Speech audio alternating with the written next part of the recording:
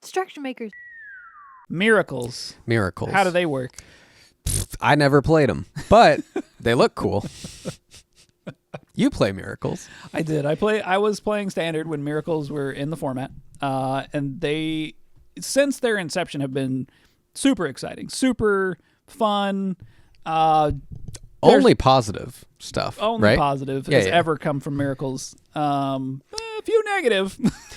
Let's explain Miracles before we get too deep. Let's explain it. So, a Miracle card in Magic has an on-draw trigger. So when a Miracle card is drawn from your deck, the Miracle effect triggers, and you can cast the spell for its Miracle cost. But only if it's the first card that you've drawn that turn. It has to be the first card you've drawn that turn, which means it can trigger on your opponent's turn. Right. If you draw a card.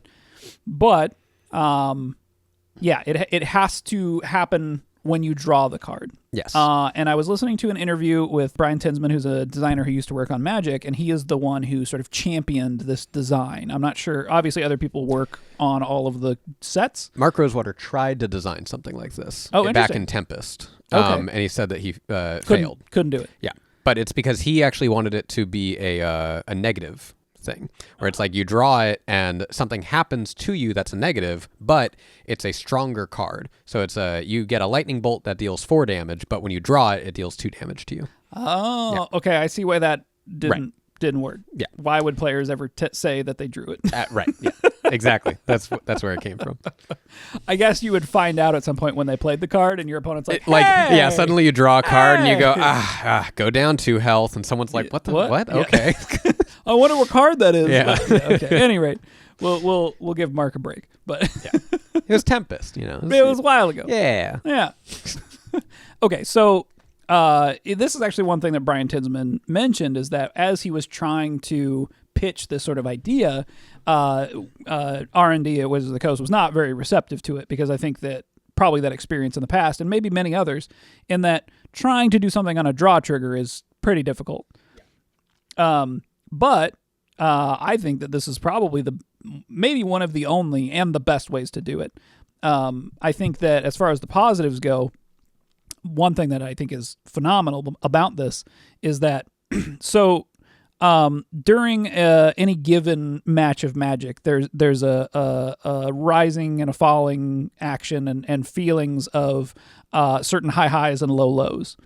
And Miracle created a whole new way, like a whole new high moment. And this has led to one of the most exciting moments in Magic during top 8, one of the Pro Tours, but it's like it was one of the team Pro Tours where Luis Scott Vargas and Brian Kibler end up losing to, I think there's another guy on their team too. I can't remember his name, but there's off the top of my head, a few other people on the team, but they end up losing to a top decked Bonfire of the Damned, and that basically just wipes the whole board. The clip's super good, good. It's wild too, just to talk about how crazy that story was. Is that it was from like Team Taiwan, which were like underdogs at the time. Yeah, and they were like relatively unknown, only did like local Grand Prix events and stuff like that. And then suddenly they show up here, and it's like, okay, well, they're going against Team USA. Luis Scott Vargas is pretty good. Some of the best Brian players Kibler to ever play the game. And so for him, basically thinking that the game is over, and he's about to like shake Brian Kibler's hand, reveals Miracle and kills him.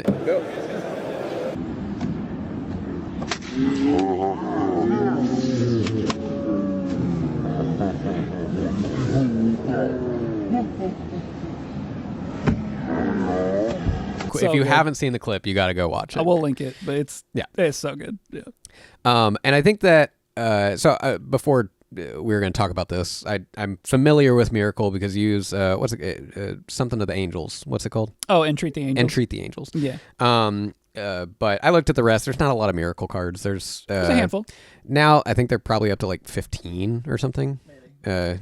Now that Warhammer's added a few, but and something that Mark Rosewater talked about when he was talking about some of the behind the scenes of Avacyn Restored on his podcast was that it's really important for your game to have these big moments that end up happening. That's like, oh, I can't believe that thing happened. I have to go and tell my friends about this. Yeah. And we discussed that, like, when you look at card games, a lot of those moments, if it's a digital card game, they can get away with a lot of different levels of variance or randomness that, like, physical card games can't get away with. Oh, sure. Yeah. But if you look at physical card games, a lot of those moments are top deck moments. It's usually something where there's some sort of unknown information that leads to some sort of great stroke of luck. And Magic offers a lot of those. And so Miracle is that to its most extreme. It's literally a card that is Yu-Gi-Oh! Heart of the Cards, like, in its entirety. Yeah. Like, that's what it represents. So it's so cool that you can get that feeling with a card. For sure. Yeah. There are some, I don't know if unintended interactions is the right word here. I'm sure they saw it coming. But as far as the positives go, I think that these really are the big ones. Yeah. And I think some of the negatives in terms of clunkiness of rules and also some of these negatives in interaction, I think are superseded by the fact that this is just such a cool thing to do. Yeah. And I think that, I mean, we talked about Cascade not that long ago, but something I mentioned with Cascade that I think is, like, not super common to see with a mechanic is that when we talk about psychographics, which we also have a video on psychographics, at this point we have a video of everything, but when we talked about Magic's psychographics, primarily talking about, like, Spike, Johnny, and Timmy. Yeah, the psychographics that actively play the game, right. I suppose, yeah. That are about actively playing the game, not to say that Vorthos and Melvin don't actively play the game, but... Yeah, people will yell at you. Anyway. Like, when you look at those primary three archetypes, it's not common, I feel like, to find a mechanic that suits all three of them. I think Cascade did that, but I think Miracle also does that.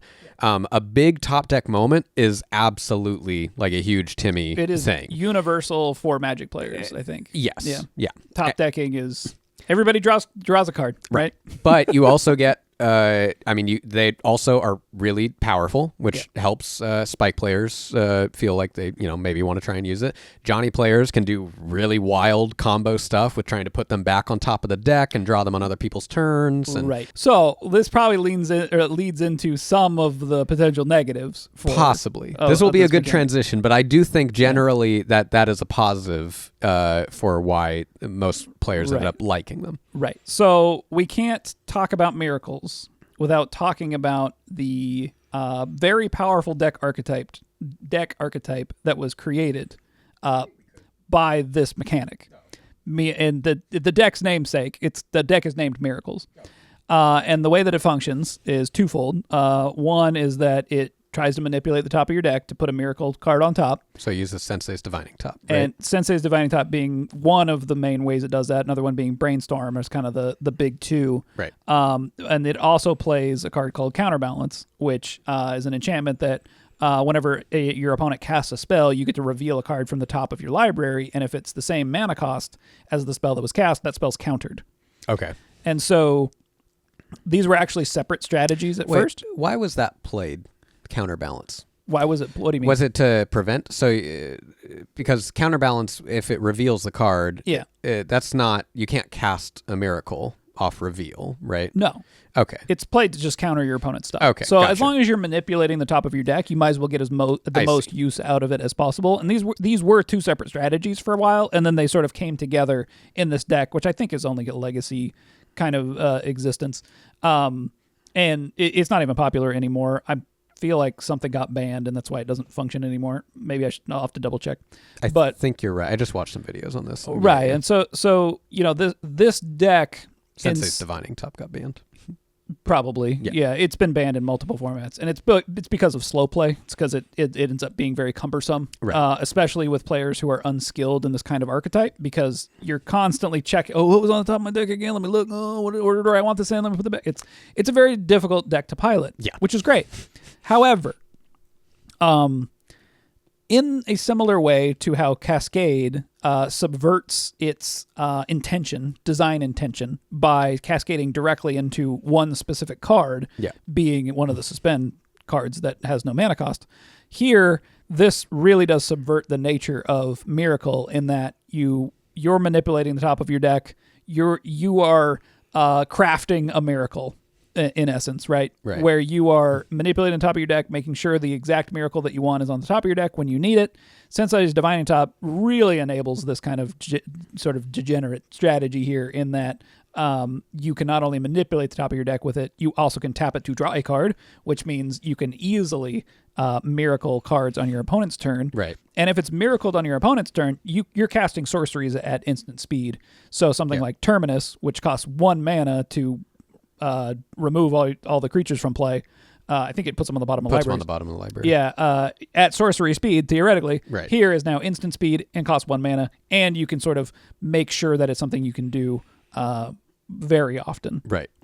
And so we end up with kind of these, I think, obviously interactions that subvert the design intent of the mechanic, but also do so in a very powerful way. Let's talk about some of the rules negatives here.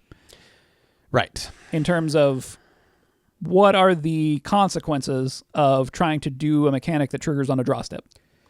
All right. I'm going to try and mimic drawing. Yeah. For my turn. Yeah. If I had a miracle deck. Okay, let's do it. All right. And Yep. I don't want What you are you to. gonna do? I don't want you to know I have miracles. All right, let me see if I can tell whether or not you drew a miracle. Okay. All right.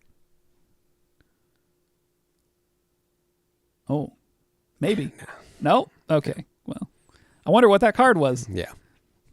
So that's not a miracle. That's one of the problems.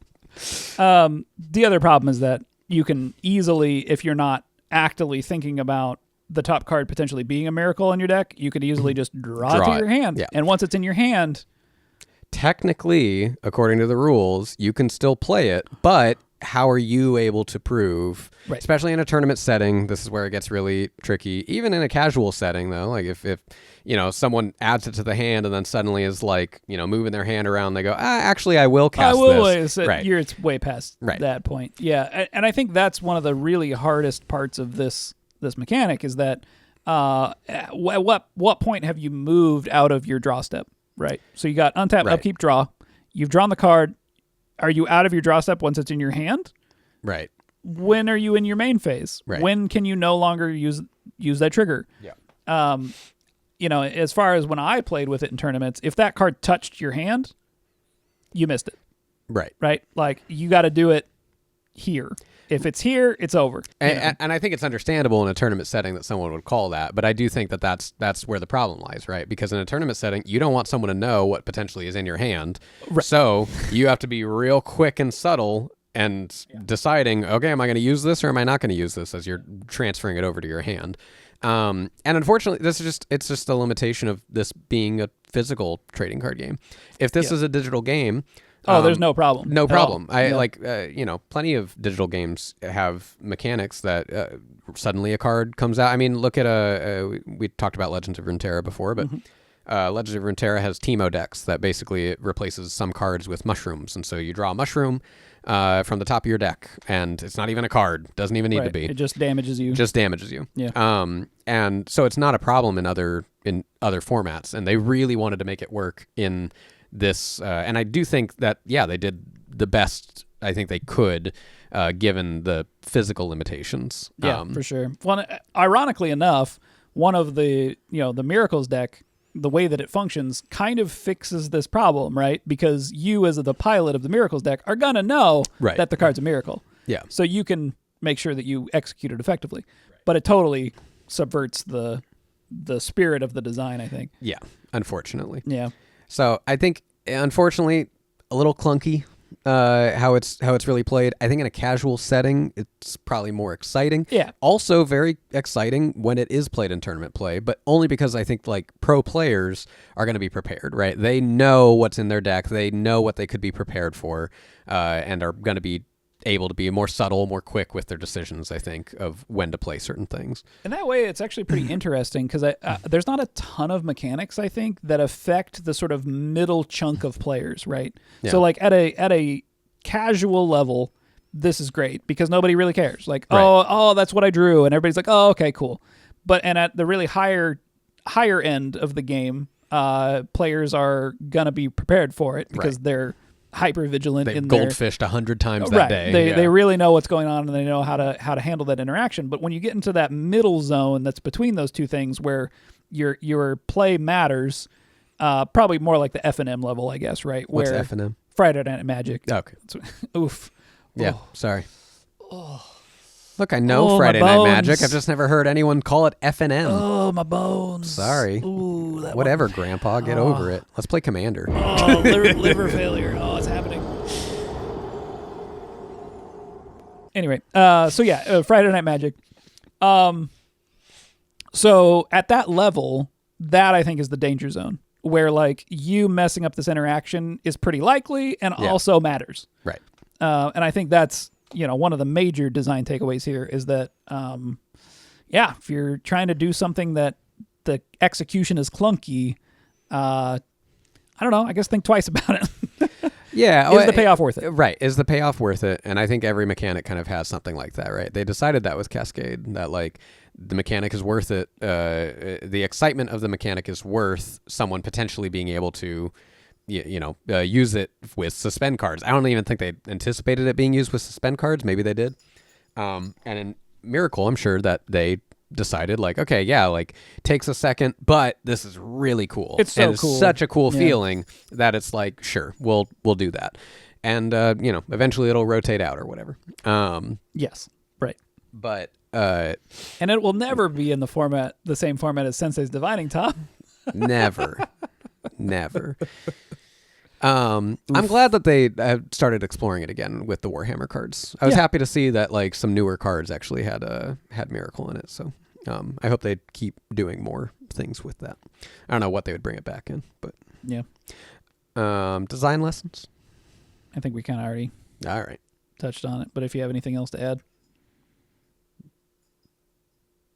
No. If you like our videos and you want to support us, please like and subscribe. Please. Please like and subscribe. Please like and subscribe.